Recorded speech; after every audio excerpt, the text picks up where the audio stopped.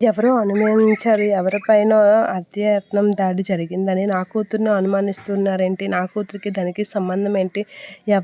ఎవరో చంపబోతే అది దానికి మాకు సంబంధం ఏంటి? నా కూతుర్ని ఎందుకు అనుమానిస్తున్నారు? మేము నా కూతుర్ని స్టేషన్‌కి పంపించి విచారణ చేయడానికి అంగీకరించము అని సుమిత్ర అయితే చాలా గట్టిగా పోలీసులతో చెప్పేస్తూ ఉంటుంది. ఆ విషయానికి ఎస్ఐ అయితే ఇలా మాట్లాడుతూ ఉంటాడు.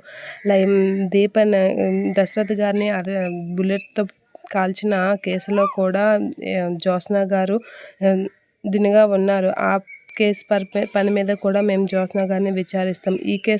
ఈ కేసులో కూడా జ్యోత్స్న గారే A1 సాక్ష్యం కాబట్టి తనను కూడా మేము విచారిస్తాము. ఆ కేసు పని మీద, ఈ కేసు పని మీద, ఈ 2 కేసుల పని మీద మేము తనని విచారించడానికి పూర్తి రైట్స్ ఉన్నాయి.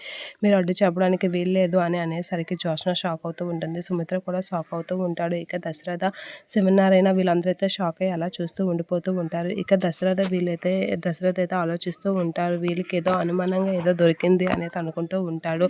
ఇక పారిజాతం అయితే ఏంటి, ఏదైనా ఇది చేసిందా ఏంటా అనేది అనుకుంటూ ఉంటారు. ఇక జ్యోత్స్న అయితే చాలా కంగారు పడుతూ ఉంటుంది.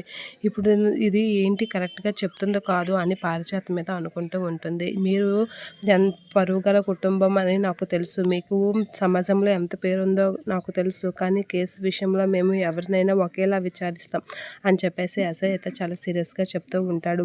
లైసెన్స్ గన్లో బుల్లెట్ మిస్ అయిన ఈ విషయంలో మాత్రం మేము జ్యోత్స్న గారిని విచారిస్తాం. మేము ఎప్పుడు రావాలో అప్పుడు ముందుగానే చెప్తాం. అప్పుడు ఆవిడని మా దగ్గరికి పంపించి విచారణకు పంపించండి అని అయితే చెప్తూ ఉంటాడు ఎస్ఐ. ఆ మాటలకి శివనారాయణ వాళ్ళైతే ఏం మాట్లాడకుండా అలా చూస్తూ ఉంటారు. జ్యోత్స్న అయితే కొంచెం కంగారు పడుతూ ఉంటుంది. అలా చూస్తూ ఉంటుంది. బావ ఏంటి నా మీద అనుమానం పడుతున్నాడు అనేది అనుకుంటూ ఉంటుంది. ఇక పోలీసు అనే మాటలకి సుమిత్ర ఏం చేయలేక అలా చూస్తూ ఉండిపోతూ ఉంటుంది. మేము ఎప్పుడు పిలిస్తే అప్పుడు వచ్చి విచారణకి మాకు ఒక తగిన సమాధానం రావాలి అని చెప్పేసి అయితే జ్యోత్స్నకి వార్నింగ్ ఇచ్చి ఎస్ఐ అక్కడి నుంచి అయితే వెళ్ళిపోతూ ఉంటాడు. ఇక ఎస్ఐ ఆడిన మాటలకి జ్యోత్స్న అయితే షాక్ అవుతూ ఉంటుంది.